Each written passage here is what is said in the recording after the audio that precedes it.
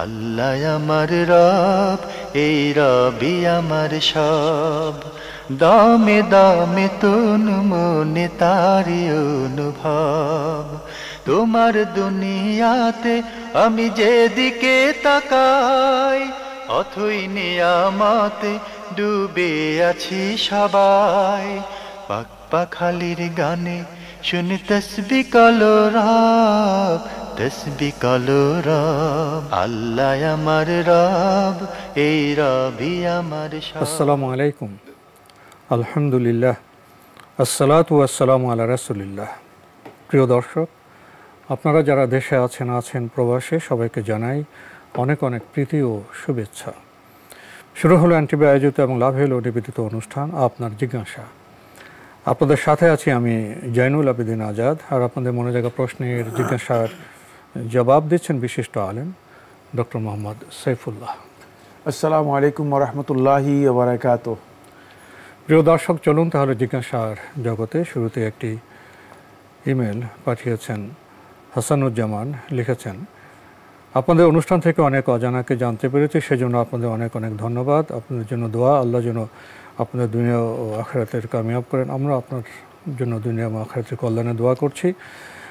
আপনার প্রশ্নে যাই, লিখেছেন, মুসাফিরের জন্য আমরা জানি সালাত কসর করতে হবে, কিন্তু যদি এমন স্থানে যাই যেখানে আমার থাকা খাওয়ার সুবন্দোবস্ত আছে, যেমন ধরেন একটা লাক্সারি রিসোর্ট, ঢাকা থেকে বিমানে চট্টগ্রাম গেলাম, বিমান থেকে নেমে গাড়িতে সোজা রিসোর্ট, এই অবস্থায় কি আমি কসর আদায় করব নাকি পূর্ণ নামাজ আদায় করব? ধন্যবাদ এই ভাইকে, খুবই গুরুত্বপূর্ণ প্রশ্ন করেছেন। প্রথম কথা হচ্ছে, কসরের সাথে অথবা সফরের যেই রুখসাত রয়েছে, সফরে যেই আল্লাহর পক্ষ থেকে যেই সহজ অনুমোদন আছে, তার সাথে লাক্সারি বা সফরের লাক্সারিয়াস বিমান রিসোর্ট এগুলোর সাথে কোনো সম্পর্ক নেই। সফর হলেই সেখানে কসর আসবে। সুতরাং সেক্ষেত্রে আপনি আসলে যেখানে যাচ্ছেন সেখানে কিভাবে থাকতেছেন, সেটা কি লাক্সারিয়াস রিসোর্ট কিনা, সেটা কি 5 স্টার হোটেল কিনা, এটা প্রশ্ন নয়। প্রশ্ন হচ্ছে সফর কিনা। যদি সফর হয় তাহলে কসর করবেন। কসর করাটাই উত্তম, যেহেতু আল্লাহ তাআলা এটা পছন্দ করেছেন। সেক্ষেত্রে আপনি 4 রাকাত বিশিষ্ট সালাত 2 রাকাত আদায় করবেন। 4 রাকাত সালাতগুলো 2 রাকাত আদায় করবেন। সেটা হচ্ছে জোহর আসর এশা, জোহর আসর এশা। এটা আল্লাহ তাআলার পক্ষ থেকে আল্লাহর বান্দার জন্য আল্লাহ তাআলা ছাড় দিয়েছেন, এবং এটা আল্লাহর পক্ষ থেকে গিফট বলা যেতে পারে। এটা আল্লাহর পক্ষ থেকে বান্দার জন্য রুখসা আল্লাহ তাআলা দিয়েছেন। সুতরাং আল্লাহ তাআলা পছন্দ করেন যেটা, সেটা হলো বান্দা এটা করবে। এক্ষেত্রে আপনার সফর হয়তো ভালো মানের সফর হতে পারে, ফ্লাইটে সফর হতে পারে, এটা কোনো অসুবিধা নেই, এতে কোনো অসুবিধা নেই। কিন্তু সফর হলেই আপনাকে কসর করাটা আপনার জন্য উত্তম, এটাই হচ্ছে বিধান। ঢাকা থেকে চট্টগ্রাম তো কসর হবেই। আরেকটি প্রশ্ন করেছেন, মুসাফির অবস্থায় যদি জামাতে নামাজ আদায় করি তাহলে কি কসর আদায় করব নাকি জামার সাথে পূর্ণ নামাজ আদায় করব? না, মুসাফির যদি আপনি হন তাহলে মুসাফির হলে আপনি জামাতকে অনুসরণ করতে হবে। মুসাফির আপনার নিজস্ব কোনো এখতিয়ার নেই। মুসাফির সে অবস্থায় জামাত যেভাবে আদায় হচ্ছে সেভাবে আদায় করবেন, জামাতের সাথে কসরের কোনো বিষয় নেই। জি, তাহলে ইমামকে অনুসরণ করতে হবে। জি। আর শেষে আপনি লিখেছেন, ইমাম যদি মুসাফির হয়, ইমাম মুসাফিরের তো মানে ইমাম, তিনি মুসাফির, ইমামের সাথে ইমামকে অনুসরণ করবেন। সোজা কথা, ইমামকে মুসাফির সমস্যা নেই, ইমাম মুসাফির, কিন্তু মুক্তাদি যদি হয় স্থানীয়, মুক্তাদি স্থানীয় হলে তার মুক্তাদি 4 রাকাত পড়তে হবে। লিখেছেন, মুসাফির অবস্থায় আমি যদি মসজিদে জামাতে অংশ নেই এবং বিলম্বে, অর্থাৎ যেমন আসরের সালাতে শেষ 2 রাকাত পাই, এই অবস্থায় ইমাম সালাম ফেরানোর পর আমি কি দাঁড়িয়ে বাকি 2 রাকাত নামাজ আদায় করব নাকি মুসাফির হওয়ার কারণে ইমাম সাহেবের সাথে সালাম ফিরিয়ে নামাজ শেষ করব? একটু বুঝিয়ে বলবেন। না, আপনি বিশুদ্ধ বক্তব্য হচ্ছে আপনি ইমামকে অনুসরণ করবেন, 4 রাকাত আদায় করবেন।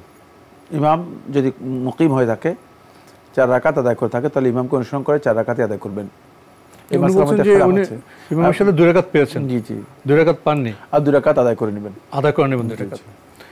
আমরা জানলাম বিষয়টি সম্পর্কে। প্রিয় দর্শক, আরও একটি ইমেল পাঠিয়েছেন এসএম শরীফুল ইসলাম, লিখেছেন, শুক্রবারে ঈদ হলে কুয়েতে সেদিন জুমার জামাত হয় না, স্বাভাবিক জোহরের নামাজ আদায় করা হয়। এ বিষয়ে দলিল কি? আমি কুয়েতে থাকা অবস্থায় 2 বার ঈদের দিন জোহরের নামাজ পড়েছি, ওদের হুজুর বলেছেন খুতবা দিনে একবারই হয়, আমাদের দেশে এমন হয় না কেন?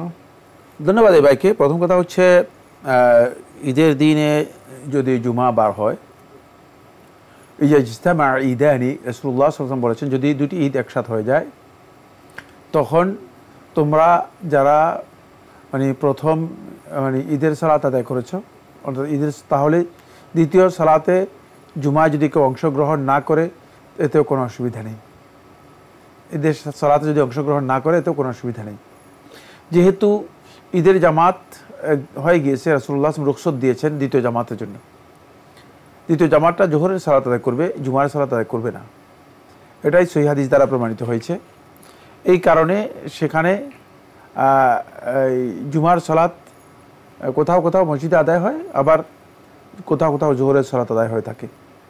যে সমস্ত মসজিদগুলোতে জুমা হয় না সেগুলোতে জোহর হয়, আর যে সমস্ত মসজিদে জুমা হয় সেখানে অবশ্যই জুমা হবে, কিন্তু এখতিয়ার থাকবে, মানুষ ইচ্ছা করলে জোহর আদায় করতে পারবে, মানুষ ইচ্ছা করলে জুমা আদায় করতে পারবে। তবে ইমাম যিনি আছেন ইমাম জুমা আদায় করবেন, ইমাম জুমা আদায় করবেন, যেহেতু রাসূলুল্লাহ সাল্লাল্লাহু আলাইহি ওয়াসাল্লাম এই এখতিয়ারটুকু দিয়েছেন। এটা একই দিনে যদি ঈদ এবং জুমা একসাথে হয়, যেহেতু দুইটা ঈদ, ফলে আল্লাহ রাসূল সাল্লাল্লাহু আলাইহি ওয়াসাল্লাম দুইটা ঈদ হওয়ার কারণে রাসূলুল্লাহ সাল্লাম প্রথম ঈদে যারা অংশগ্রহণ করবে, যেহেতু মানুষ দূর দূরান্ত থেকে আসে, আর তখন তো শুধুমাত্র মদিনার একটি মসজিদেই শুধু ঈদের জামাত হতো, তো দূর দূরান্ত থেকে যারা আসতো তাদেরকে রাসূলুল্লাহ সাল্লাল্লাহু আলাইহি ওয়াসাল্লাম বলেছেন যে তোমরা নামাজ পড়ে চলে যাও, এরপরে আর জুমা আসার দরকার নেই, তোমরা জোহর পড়ে নেবে। কারণ মানুষের মাসলাহাতের জন্য বলা হয়েছে, মানুষের কল্যাণের জন্য। কারণ দুইবার আসতে হলে অনেক কষ্ট, দূর থেকে আসছে লোকেরা সালাতের জন্য। ঠিক এখনো এই অনুমোদনটুকু আছে, যারা দূর দূরান্ত থেকে আসবে তারা জোহরের সালাত আদায় করবে, তারা জুমা আদায় করতে না চাইলে আদায় করবে না। কিন্তু যদি শহরের ভিতরে একেবারে কাছে থাকে, ইমাম জুমার আজান হবে, জুমার সালাত হবে, ইমাম সালাতে অংশগ্রহণ করবেন, যারা জুমার সালাতে অংশগ্রহণ করতে চান তারা অংশগ্রহণ করবেন, আর যারা জোহরের সালাত আদায় করতে চান তারা জোহরের সালাত আদায় করবেন। আরও একটি ইমেল পাঠিয়েছেন এসএম রাকিবুল হাসান রাকিব, এটা আপনার আগের ইমেল, কিছু প্রশ্ন রয়ে গিয়েছিল। 4 নম্বর প্রশ্নে আপনি লিখেছেন, বাল্যবিবাহ সম্পর্কে ইসলাম কি বলে? মেয়েদের কত বছর বয়সে বিয়ে দেওয়া উচিত? ছেলেদের কত বছর বয়সে বিয়ে করা বা করানো উচিত? ইসলাম বিবাহের জন্য উৎসাহিত করেছে, ছেলে এবং মেয়ে যখন উপযুক্ত হবে, বিবাহের উপযুক্ত হবে, স্বাভাবিক কথায় বিবাহের একটা বয়স আছে, সেই বিবাহের যখন উপযুক্ত হবে তখন তাদেরকে বিয়ে দেয়া, বিয়ে করানো দুইটাই ইসলামের শরীয়তে অনুমোদিত বিষয়, এবং ইসলাম এটা উদ্বুদ্ধ করেছে যত দ্রুত বিয়ের ব্যবস্থা করা যায়, বালেগ হবে। আমাদের সমাজে যে ধারণা বা কনসেপ্ট বাল্যবিবাহ সম্পর্কে রয়েছে সেটা একেবারেই গলত ধারণা। আমি জানি না সেটা কোথা থেকে তারা গ্রহণ করেছে। সেটা হলো এই, মেয়েদেরকে 18 বছরের আগে যদি বিয়ে দেওয়া হয়, যদিও প্রাপ্তবয়স্ক হয়ে যায়, যদিও বিয়ের বয়স হয়ে যায়, তারপরেও সেটাকে বাল্যবিবাহ হিসেবে ধরা হয়ে থাকে, এটা গলত। এই বক্তব্য আইনগত দিক থেকে, নীতিগত দিক থেকে, ধর্মীয় দিক থেকে কোনো দিক থেকেই সঠিক নয়, বিবেচনার বাইরে। তারপরে তিনি যে প্রশ্নগুলো করেছেন সেগুলো হচ্ছে বিয়ের ব্যাপারে। ছেলেদের কত বছর বয়সে বিয়ে করা বা করানো উচিত? এর জন্য বয়স নির্দিষ্ট নেই, বয়স ইসলাম বয়স নির্দিষ্ট করে নাই। তাহলে এখানে বয়স নেই, মানে উপযুক্ত হওয়া হচ্ছে এখানে ইম্পর্টেন্ট। দ্বিতীয় নম্বর বিষয় হচ্ছে উপযুক্ততার সাথে তার ছেলেদের জন্য তার আর্থিক সামর্থ্যের বিষয়টিও গুরুত্বপূর্ণ। কারণ হলো সে বিয়ে করলেই তো যথেষ্ট হয়ে যাবে না, দৈহিক এবং আর্থিক দুইটাই, মানে বিয়ে করলে তো যথেষ্ট হয়ে যাবে না, বিয়ে করলেই তো তাকে বোঝা দায়িত্ব নিতে হবে। বিয়ে তো দায়িত্ব, আসলে বিয়ে নয়, বিয়ে একটা দায়িত্ব। সুতরাং এই দায়িত্ব নেওয়ার আগে তাকে এটাও কনফার্ম হতে হবে যে সে এই দায়িত্ব গ্রহণ করার মতো তার সামর্থ্য, আর্থিক সামর্থ্য আছে কিনা। ছেলেদের ক্ষেত্রে অবশ্যই আর্থিক সামর্থ্যের বিষয়টি বিবেচনায় রাখতে হবে। এটা মেয়েদের জন্য প্রযোজ্য নয়, কারণ মেয়েদের আর্থিক সামর্থ্যের বিষয়টি প্রযোজ্য নয়। ইসলাম মেয়েদের আর্থিক সামর্থ্যকে গুরুত্ব দেয়নি। মেয়েদের প্রাপ্তবয়স্ক হলেই শারীরিক সক্ষমতা থাকলে মেয়েদেরকে বিয়ে দিতে হবে, এটা হচ্ছে বিধান। আরও লিখেছেন, মেয়েকে বিয়ে দেয়া কি পিতার জন্য ফরজ? পুত্র সন্তানকে বিয়ে করানো কি পিতার জন্য ফরজ? মেয়েদেরকে বিয়ে দেওয়া পিতার উপর ফরজ, বাধ্যতামূলক বিষয়। যদি মেয়েদের বিয়ের উপযুক্ততা হয় তাহলে পিতার জন্য মেয়েদেরকে বিয়ে দিতে হবে। কিন্তু পুত্র সন্তানের দায়িত্ব মানে পিতার উপর বর্তাবে না। পুত্র যে আছে তার পিতার উপর ফরজ নয় যে তাকে বিয়ে করাতে হবে, বরং সে নিজের বিয়ে নিজেই করতে হবে। তার নিজের আর্থিক সামর্থ্যের উপর নির্ভর করবে সে বিয়ে করবে কি করবে না। সেক্ষেত্রে বিয়ে করার জন্য নৈতিকভাবে তাকে পবিত্র রাখার জন্য, নৈতিক বিচ্যুতি থেকে তাকে বাঁচানোর জন্য পিতা যদি তাকে সহযোগিতা করে আর্থিক, সেটা করতে পারে। এটা পিতার জন্য উত্তম কাজ। বেশিরভাগ ক্ষেত্রেই পিতা, আমাদের এই সমাজে পিতাই বেশিরভাগ ক্ষেত্রে ভূমিকা পালন করে থাকে। দেখা যায় যে বিবাহে মানে সন্তানের বিবাহের যে কাজগুলো আছে সেগুলোর ক্ষেত্রে সহযোগিতা করে থাকে। কিন্তু এই সহযোগিতাটুকু পিতার উপর ফরজ বা ওয়াজিব বিষয় নয়। এখানে কোনো ধরনের অব্লিগেশন পিতার উপর নেই। পিতা যতটুকু করবে ততটুকু ইহসান, সহযোগিতা। তবে কোনো সন্দেহ নেই, একটা ফ্যামিলির মধ্যে যদি একটা সন্তান উপযুক্ত থাকে আর তাকে যদি বিয়ের সুযোগ স্কোপ করে দেওয়া না হয় তাহলে সেখানে বিচ্যুতির কারণ হতে পারে। এক্ষেত্রে এই বিচ্যুতি থেকে বাঁচানোর জন্য বা নৈতিকভাবে পদস্খলন থেকে তাকে রক্ষা করার জন্য পিতা সহযোগিতা করাটা এটা উত্তম কাজ, কোনো সন্দেহ নেই। আমরা জানলাম বিষয়টি সম্পর্কে। প্রিয় দর্শক আরও লিখেছেন, কেউ যদি অজ্ঞতাবশত অথবা না জেনে কবরে সিজদা দেয়, মাজারে সিজদা দেয়, সেক্ষেত্রে অজ্ঞতার ওজরকে আল্লাহর কাছে গ্রহণযোগ্য হবে? সে কি ক্ষমা পেতে পারে? হ্যাঁ, তওবা করলে অবশ্যই ক্ষমা পাবে। ক্ষমা পাবে না কেন? ক্ষমা, শিরক তো ক্ষমা করা হয়ে থাকে। আমাদের অনেক বন্ধু আছেন ফতোয়া দেওয়ার সময় গলত ফতোয়া দেন, সেটা হচ্ছে আল্লাহ তাআলা শিরককে ক্ষমা করবে না। ক্ষমা করবে না, তওবা না করলে ক্ষমা করবেন না। যদি তওবা করেন অবশ্যই দুনিয়াতে ক্ষমা করা হবে। মানে যদি শিরক করে মৃত্যুবরণ করে তওবা না করে তাহলে ক্ষমা করবেন না। কিন্তু যদি আল্লাহ সুবহানাহু ওয়া তাআলার কাছে বান্দা সত্যিকার তওবা করেন, আল্লাহ তাআলা ক্ষমা করবেন। কারণ আল্লাহ সুবহানাহু ওয়া তাআলা ক্ষমার ওয়াদা দিয়েছেন। আল্লাহ তাআলা ক্ষমা করেন, আল্লাহ ইয়াগফিরু যুনুবা জামিআ। আল্লাহ সুবহানাহু ওয়া তাআলা সমস্ত গুনাহকে ক্ষমা করেন। সুতরাং কেউ এই ধারণা করার কোনো সুযোগ নাই যে আল্লাহ তাআলা তাকে ক্ষমা করবেন না, এই ধারণাই গলত। বরং আল্লাহ রাব্বুল আলামিন ক্ষমা করবেন এটাই ওয়াদা করেছেন। এটাই বলেছেন লা তাকনাতু মির রাহমাতিল্লাহ, যে তোমরা আল্লাহর রহমত থেকে নিরাশ হও না। সুতরাং ক্ষমা করবেন না যিনি ধারণা করেছেন তিনি আল্লাহর রহমত থেকে নিরাশ হয়েছেন, তিনি আল্লাহর বিধানের সাথে সাংঘর্ষিক অবস্থানে চলে গিয়েছেন। আল্লাহ বলছেন, আল্লাহ তাআলা জানিয়েছেন যেটা, সেটা হচ্ছে যে আল্লাহর বিধান থেকে নিরাশ হইও না, আর আপনি নিরাশ হয়েছেন। আরও একটি ইমেল পাঠিয়েছেন রেজাউর রহমান, লিখেছেন, আমার মা শামসুন নাহার আপনাদের খুব ভক্ত, সবাইকে আপনার জিজ্ঞাসা দেখতে উৎসাহিত করেন। নিচের একটি দোয়ার ফজিলত কি, আর সেটা কি সকাল বিকাল পড়তে হয়, আর দোয়াটা কি সহি? এরপর আপনি বাংলা হরফে লিখেছেন, আল্লাহুম্মা আনতা রাব্বি লা ইলাহা ইল্লা আনতা আলাইকা তাওয়াক্কালতু আনতা রাব্বুল আরশিল কারীম। আরও বাক্য আছে, এই দোয়াটি কি সঠিক? হ্যাঁ, এটা তো সঠিক, মানে এটা হচ্ছে সাইয়্যিদুল ইস্তিগফার, এটা সঠিক। এটি খুবই সুপ্রসিদ্ধ একটি দোয়া, সাইয়্যিদুল ইস্তিগফার। এই দোয়াটি রাসূলুল্লাহ সাল্লাল্লাহু আলাইহি ওয়াসাল্লাম করেছেন এবং এর অনেকগুলো ফজিলত রয়েছে। তার মধ্যে সবচেয়ে শ্রেষ্ঠ যে ফজিলত, যেটা রাসূলুল্লাহ সাল্লাল্লাহু আলাইহি ওয়াসাল্লামের হাদিসের মধ্যে এসেছে, সেটা হচ্ছে আল্লাহ নবী সাল্লাল্লাহু আলাইহি ওয়াসাল্লাম বলেছেন, যে ব্যক্তি এই দোয়াটি পড়বে আল্লাহ সুবহানাহু ওয়া তাআলা তার সমস্ত গুনাহ ক্ষমা করে দেবেন। আর এটি সকাল সন্ধ্যার যে সমস্ত আজকারগুলো রয়েছে তার মধ্যেও একটি।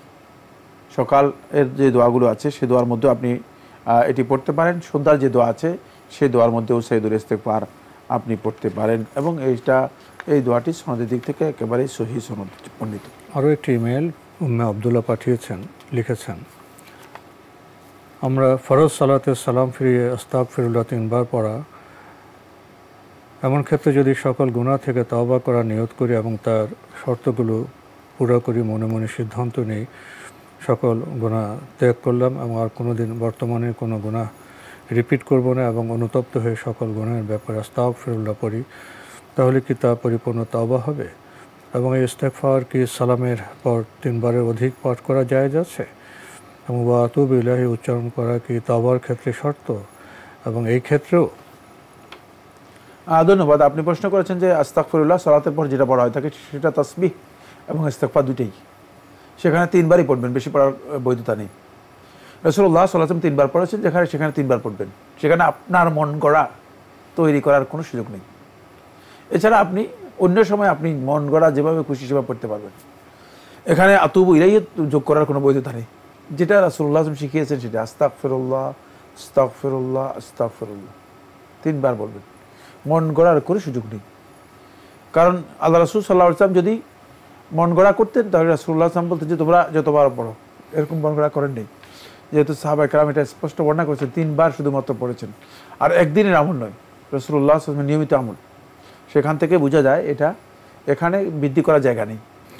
তওবা করার জন্য, গুনাহ থেকে, অপরাধ থেকে তওবা করার জন্য আপনি অবশ্যই তওবা করার জন্য আপনাকে মানসিকভাবে সেই প্রস্তুতি নিয়ে ওই গুনাহ থেকে প্রত্যাবর্তন করে, গুনাহ থেকে অনুতপ্ত হয়ে আল্লাহ রাব্বুল আলামিনের কাছে আপনাকে তওবা করতে হবে এবং ইস্তেগফার ও তওবা আপনি ঘোষণা করবেন। আর মৌখিক ঘোষণা তওবা নয়, এটা আমরা বারবার বলেছি আমাদের এই প্রোগ্রাম থেকে, আমার মনে হয় শতবার হয়ে গিয়েছে। মৌখিক আস্তাগফিরুল্লাহ ওয়া আতুবু ইলাইহি এটা তওবা নয়।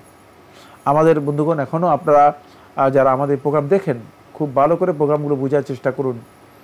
সবচেয়ে বড় গলদ চিন্তা হচ্ছে যেটা, সেটা হলো এই যে মানুষ মনে করে যে তওবা হচ্ছে মুখে বলার নাম। না, মুখে বলার নাম তওবা নয়। তওবা হচ্ছে আমল, কাজের নাম। কাজ হচ্ছে ওই অপরাধ থেকে, ওই অন্যায় থেকে সম্পূর্ণরূপে আল্লাহর বিধানের কাছে আনুগত্য করে এসে ওই অপরাধ পরিত্যাগ করে আল্লাহ তাআলার আনুগত্য মেনে নেওয়া, এটা হচ্ছে তওবা। এবং আন্তরিক তওবা, মৌখিক তওবা সাথে যুক্ত হবে কাজের তওবা। এরপরে মৌখিক আপনি স্বীকৃতি দিবেন। মৌখিক স্বীকৃতিটা আপনার পরের বিষয়। সুতরাং আমাদের এই বক্তব্যগুলো যারা শুনেছেন তারা বিষয়টা বোঝার চেষ্টা করুন। তওবা কিন্তু যদি কোনো ব্যক্তি শুধুমাত্র মৌখিক উচ্চারণ করে থাকে, এটা তার অন্তরের মধ্যে যদি ইন্টেনশন ঠিক মতো না থাকে, আর শুধুমাত্র যদি মানে কাজে সেটাকে বাস্তবায়ন করার ইচ্ছা না থাকে, তাহলে মৌখিক তওবা শুধু তওবা এর ঘোষণা ছাড়া আর কিছুই না। সুতরাং এটা অতিরিক্ত কিছুই ফায়দা দেবে না। এতে গুনাহ থেকেও তিনি আল্লাহর কাছে প্রত্যাবর্তন করতে পারবেন না। কারণ অবশ্যই ইন্টেনশন চেঞ্জ করতে হবে যে আমি অপরাধী, আমি আল্লাহ তাআলার বিধান লঙ্ঘনকারী, আল্লাহ তাআলার কাছে আমি ক্ষমা চাই। এই উপলব্ধি নিয়ে তারপরে আপনাকে আল্লাহ তাআলার কাছে এই স্বীকার দিতে হবে যে আল্লাহ আমি ক্ষমা চাই, আমি আপনার কাছে ফিরে আসলাম। তো এটা কখন বলবেন? যদি আপনি ইন্টেনশনটা আপনার মজবুত হয়, শক্তিশালী হয়, তখন সেটা আপনি করবেন। কিন্তু শুধু মৌখিক থেকে আস্তাগফিরুল্লাহ ওয়া আতুবু ইলাইহি, আস্তাগফিরুল্লাহ ওয়া আতুবু ইলাইহি, আমাদের বহু লোক আছে এর অর্থও জানে না। যদি অর্থ না জানেন তাহলে এই আস্তাগফিরুল্লাহ ওয়া আতুবু ইলাইহি মূলত বলাটাই মানে বেহুদা কাজ ছাড়া আর কিছুই না। কারণ আপনি আল্লাহ তাআলার কাছে সত্যিকার অন্তর থেকে কিছু চান নাই, শুধু মৌখিক মানে বলেছেন, মুখে উচ্চারণ করেছেন। কি বললেন সেটা জানলাম না, কি বললেন সেটা আপনি জানেনই না।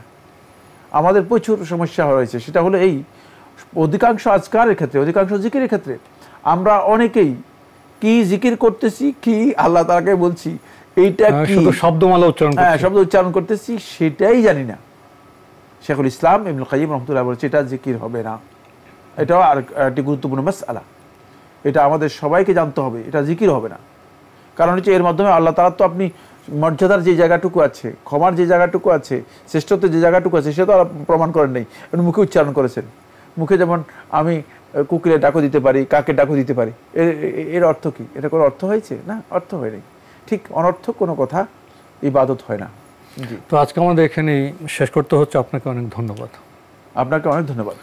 প্রিয় দর্শক, আমরা দেখছিলাম এনটিভি আয়োজিত এবং লাভেল নিবেদিত অনুষ্ঠান আপনার জিজ্ঞাসা। আমাদের অনুষ্ঠান আপনারা এনটিভি অনলাইনেও দেখতে পারবেন। ভিজিট করুন www.ntvbd.com। এছাড়া ইউটিউবে এবং আমাদের ভেরিফাইড ফেসবুক পেজে অনুষ্ঠান দেখতে পারবেন। তওবা শব্দটি আমাদের সমাজে বহুল উচ্চারিত, আমরা প্রায় সবাই তওবা করে থাকি। আমরা জানলাম তওবা শুধু মৌখিক উচ্চারণের বিষয় নয়, অন্তরে উপলব্ধি থাকতে হবে, নিয়ত বিশুদ্ধ হতে হবে এবং কাজের মাধ্যমে সেই ভুল থেকে, গুনাহ থেকে আমাদের প্রত্যাবর্তন করতে হবে। তাহলেই আমাদের মৌখিক যে উচ্চারণ সেটা অর্থবহ হবে।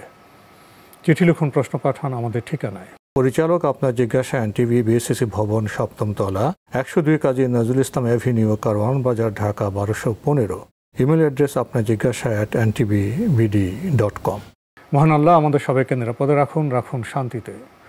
আসসালামু আলাইকুম।